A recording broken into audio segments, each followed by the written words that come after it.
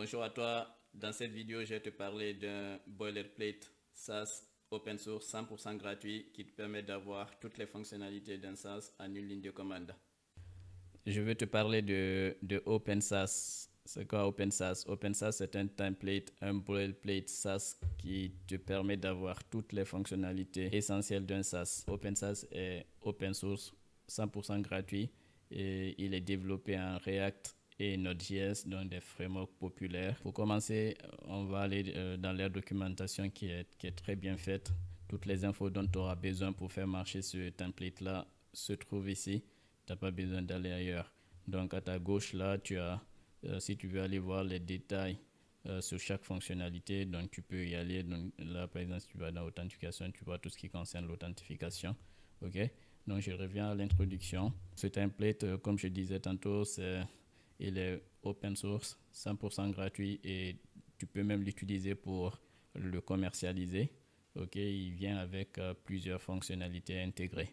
Parmi ces fonctionnalités-là, tu as Wasp. Wasp, en fait, c'est le framework qui est utilisé pour développer ce template. Donc, c'est un framework qui te permet d'avoir une sorte de monorepo avec un back-end et un front-end.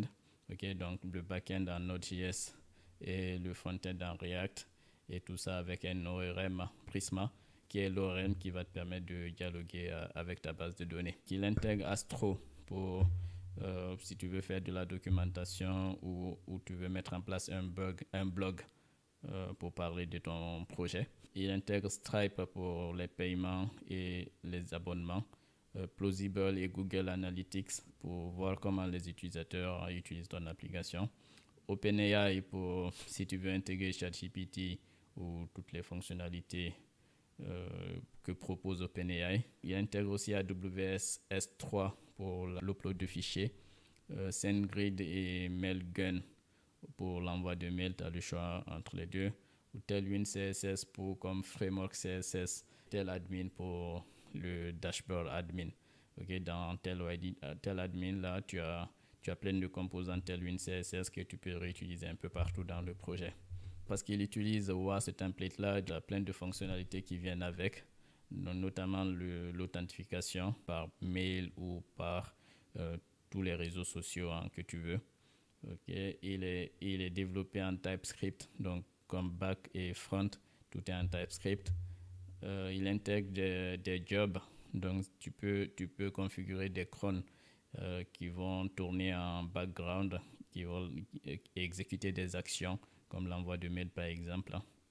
Et tu peux déployer très facilement en prod en une ligne de commande en passant par le CLI de Fly ou les autres providers comme Railway ou Netlify. Sans plus tarder, on va voir comment installer ce projet-là et comment l'utiliser. Donc pour ça, je vais aller dans Getting Started et là, on va voir tous les prérequis pour installer le framework et pour avoir le template qui tourne en local. Pour installer le framework, il te faut avoir Node et NPM. Et si tu es sur Linux ou macOS, donc tu installes avec cette commande-là. Et si tu es sur du Windows, tu es obligé d'avoir WSL2. Donc si tu veux savoir comment installer WSL2, tu vas sur cet article-là, c'est bien documenté. Après avoir installé WSL2, donc tu lances cette commande-là et le tour est joué. Ok, une fois tout est installé, tu peux vérifier que tout s'est bien installé en lançant Wasp version. Et si tout ça est OK, on peut commencer à développer. Et je te recommande d'avoir l'extension de Wasp sur VS Code. Donc d'ailleurs, je te recommande d'utiliser VS Code pour faire du Wasp parce qu'ils ont développé une extension WS Code qui te permet encore d'aller plus vite. Donc là, ce qu'on va faire, on va installer Wasp et notre template. C'est parti. Pour cela, je vais lancer Docker Desktop parce que je suis sur Windows. Puis il y a Docker qui tourne. Et donc dans mes settings, ressources, donc vous voyez que j'ai bien WSL qui est configuré et j'ai Ubuntu qui est installé. Je vais ouvrir mon Visual Studio Code. Je vais lancer un terminal sous Ubuntu. Une fois qu'on est dedans, on peut vérifier que Wasp est installé. Donc Wasp version. Voilà, donc là on voit bien qu'on a la version 0.13.2, c'est la dernière version. Sur ce VS Code là, vous voyez, j'ai ouvert un dossier qui s'appelle OpenSAS, dans lequel j'ai déjà un projet que j'ai créé en utilisant le template. Donc là, j'ai juste créé le projet, installé toutes les dépendances. Il y a aucune modif. Juste pour voir avec vous. Donc je vais setup un nouveau projet. Pour faire ça, on fait wasp new, comme ça.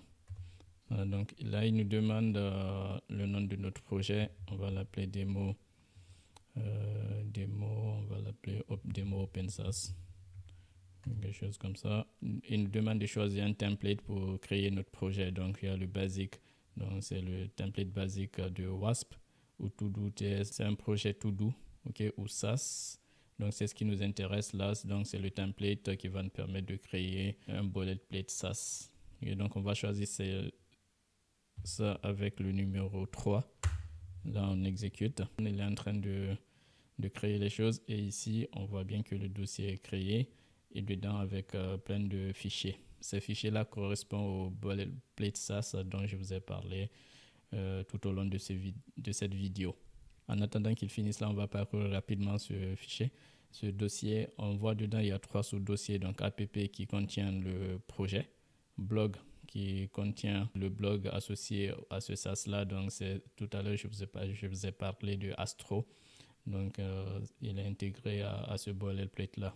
Un autre dossier là pour les tests end-to-end du SAS. Si on regarde dans le dossier app, on voit là c'est une architecture de WASP.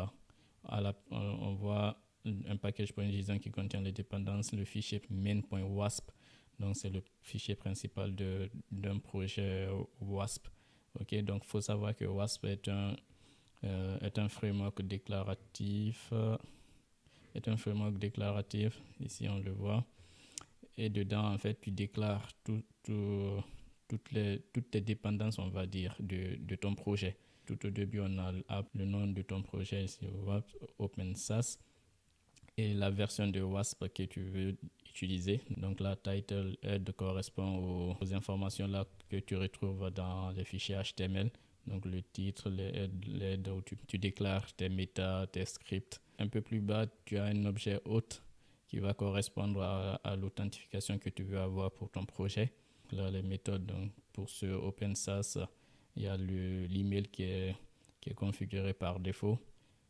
Tout en bas, c'est commenté les authentifications par Google et par GitHub. Si ça t'intéresse, tu les décommentes et tu peux utiliser d'autres. Ça, je t'invite à aller après voir dans la documentation de WASP toutes les méthodes d'authentification qu'ils proposent. Un peu plus bas, tu vois la configuration de la base de données. Donc, DB, on utilise Postgre pour ce template. Et tu peux définir des seeders là, pour initier ta base de données avec des données. Donc client là correspond à l'entry point de ton projet React. Email sender, ta config pour l'envoi de mail. En dev, on utilise Dummy pour éviter d'envoyer des mails, des vrais mails. En prod, tu devrais utiliser SendGrid ou Mailgun. Et un peu plus bas, du coup, tu as toutes les entités de ton projet. C'est une conf Prisma. Tu définis autant d'entités que tu as. Et plus bas, à partir de là, tu définis ton routage. Tu déclares la route et tu déclares la page associée à ta route. Pour le slash, tu es redirigé vers le landing page et le landing page correspond au composant React qui se trouve ici, à cet endroit-là. Ainsi de suite.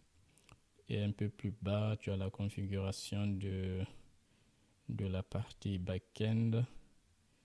Voilà, tu les vois là. Les actions vont ajouter ou modifier les données dans la base de données. Donc, tu auras autant d'actions que d'interactions avec la base de données. Et un peu plus bas, tu as les queries. C'est les opérations qui vont te permettre d'aller chercher des données dans la base de données et les afficher chez le client. Après, tu peux définir des endpoints API et des jobs. Donc, c'est les crons dont je t'ai parlé tout à l'heure. On a planifié un cron qui va se lancer tous les lundis à 7h, quelque chose comme ça.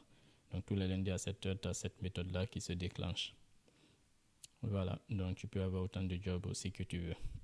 Donc, là, c'est le fichier principal d'un projet WASP.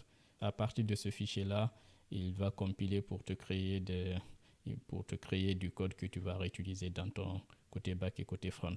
Si on va dans le dossier SRC, dans la partie là, client, tu as ton projet React et dans la partie serveur, tu as ton projet Node.js. C'est ce que je voulais vous montrer par rapport à ça.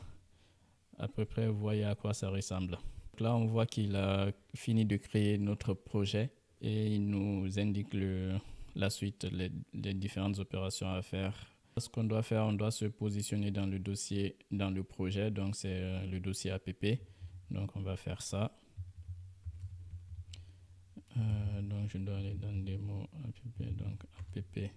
Et ici, il nous demande de lancer la base de données et ensuite de faire le migrate dev. Donc, cette commande-là va permettre de lancer la base de données PostgreSQL.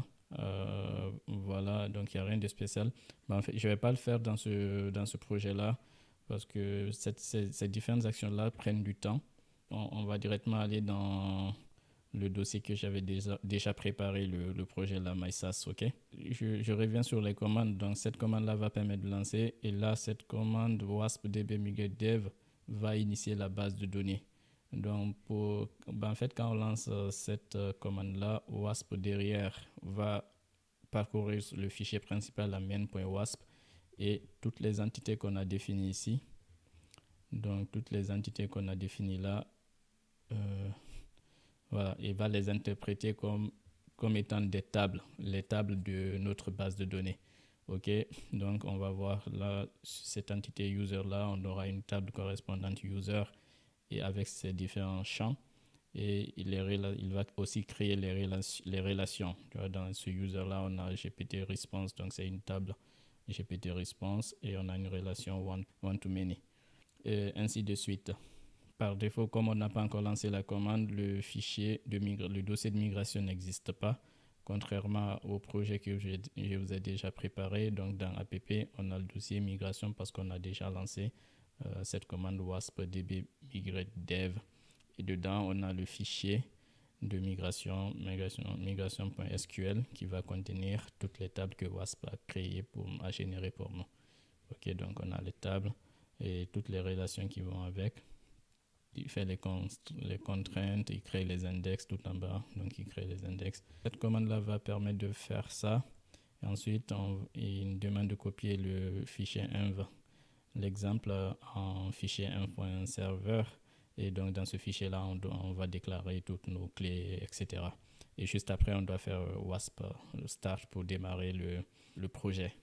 Je vais me positionner sur le projet que j'ai déjà préparé. C'est des MySAS là. Et dans ce dossier-là, on fait quoi? On lance la base de données dbstart. Wasp dbstart. Je me fais avoir à chaque fois, je ne suis pas dans le dossier du projet, donc app.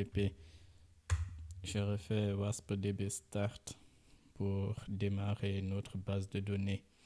Ça prend un peu de temps. Là, on voit qu'il essaie de se connecter à la base de données Postgre. Ici, on l'a vu. Là, il nous dit il est prêt à accepter les connexions. Je vais ouvrir un autre terminal là, Ubuntu. La commande suivante, c'était le migrate dev. On ne va pas le faire parce qu'on l'a déjà fait. Il a généré ce fichier .sql.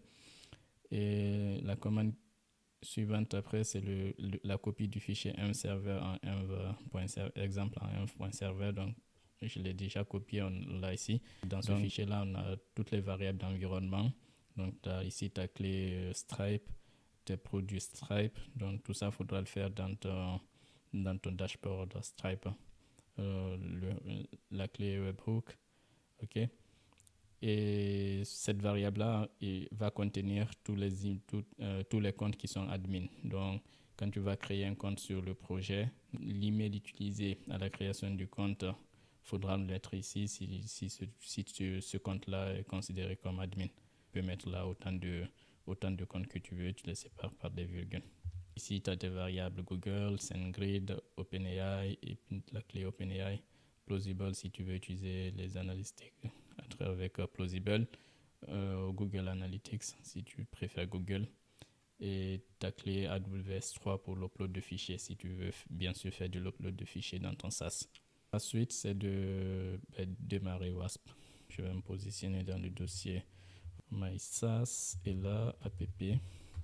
Et si on fait WASP Start, il va démarrer le front-end et le back-end, tous les deux avec la même commande. Ce qu'on peut faire en attendant que tout ça se termine, on va ouvrir un autre et je vais me positionner sur mon projet MySAS et après app. On va faire WASP DB Studio. Voilà, pour ouvrir le studio Prisma et regarder le contenu de notre base de données. On va laisser tout ça tourner. Là, le WASP DB Studio a fini. La commande elle est terminée. Donc, il a ouvert le studio Prisma sur ce port 555. On va aller voir ça. Et là, on voit tous nos modèles. Là, si je me mets par exemple sur Hôte, donc on a déjà une ligne parce que j'ai déjà créé un compte avec un utilisateur. Donc, c'est cet utilisateur que vous voyez ici. Et donc là, vous pouvez aller dedans voir les détails. Donc, j'ai créé un utilisateur avec cet email-là. Et c'est cet email-là que j'ai mis tout à l'heure dans le point env pour lui dire que c'est un admin. C'est ce que je voulais vous montrer par rapport à ça. Le WASP Start. Donc, je vais faire un WASP Start tout à l'heure. Et lui aussi, donc là, on voit, il fait plein de choses. Il compile, il vérifie si les dépendances sont installées. Après, il lance le serveur et le client. Là, le client est prêt. Il écoute sur le port 3000. Et le backend aussi, il est prêt. Il écoute sur le port 3001. Il a ouvert ici, voilà, localhost 3000. On a un projet SaaS qui est prêt, quoi. Ok, on arrive sur un landing page plutôt moderne avec là un banner que j'aime bien et avec des images, de technos qui sont utilisés, les différentes fonctionnalités de ton SaaS, ce que les utilisateurs pensent de ton SaaS et les questions les plus couramment posées et un footer. Et là, tu as la main dessus, le code t'appartient, tu peux faire ce que tu veux avec. Tu vois là un navbar plutôt correct avec un logo, les différentes fonctionnalités. Donc tu peux switcher en mode light ou dark. Tu peux te loguer. Tu as juste installé un boilerplate et tu n'as rien codé, tu as déjà plein de fonctionnalités. Tu as l'authentification. L'authentification elle est plutôt complète. Tu as une page de login, tu as une page de création de compte. C'est une connexion par mail. On a vu, c'est très facile d'activer les autres connexions, provider, par exemple Google, GitHub, etc. Ok, donc moi j'ai déjà créé un compte et une autre précision, si tu es en mode dev, tu crées un compte là, tu insères tes identifiants. En mode dev, donc il n'envoie pas les mails, il faudra aller regarder. Donc ici dans ta console là, il va afficher, comme on utilise un provider dummy, il va afficher ici le lien avec le token là pour valider le compte que tu viens de créer. Donc moi j'ai déjà tout à l'heure j'ai créé un compte là, bien celui-là. Voilà, donc c'est bon. Donc là, j'arrive sur le projet intégré à ce boilerplate-là. Je pense que ce projet-là ne va pas forcément t'intéresser. Il faudra supprimer ces fichiers et développer le corps de ton idée. Là, ce projet-là, il interagit avec ChatGPT. Ok, donc tu lui donnes une tâche, generate schedule, il appelle ChatGPT. Je ne sais pas trop comment ça marche, mais en tout cas, voilà, ChatGPT est déjà préconfiguré pour être utilisé.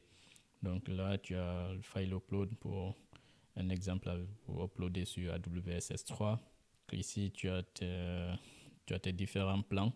Donc ces infos-là, après, il faudra les mettre à jour dans ton Stripe à toi pour afficher les plans qui correspondent à ton SaaS. Et là, tu as toujours le mode dark et light. Okay. Et là, comme tu es connecté, tu as déjà une page de settings de ton compte. Je te laisserai regarder tout ça et tu as le dashboard avec le dashboard tel admin.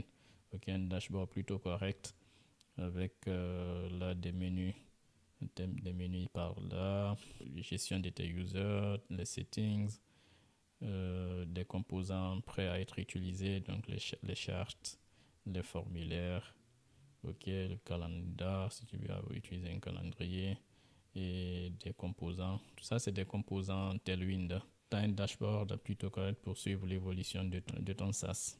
Tu as tout ça prêt à l'emploi, tu n'as plus qu'à commencer à développer ton SaaS. Tu as un boilerplate prêt à l'emploi et quelque chose comme ça, en un week-end, tu as développé un MVP de ton SaaS. Ok, donc c'est ce que je voulais te montrer comme démo. On va passer à la suite. Pour résumer, OpenSaaS est une solution open source, puissante et gratuite, parfaite pour tout développeur souhaitant lancer rapidement un SaaS sans se ruiner. Grâce à ses fonctionnalités complètes et à sa base en React et Node.js, OpenSaaS simplifie grandement le processus de développement. Si tu as trouvé cette vidéo utile, n'oublie pas de t'abonner, de liker et de partager. Et surtout, laisse un commentaire pour me dire ce que tu en penses ou si tu as des questions. À la prochaine.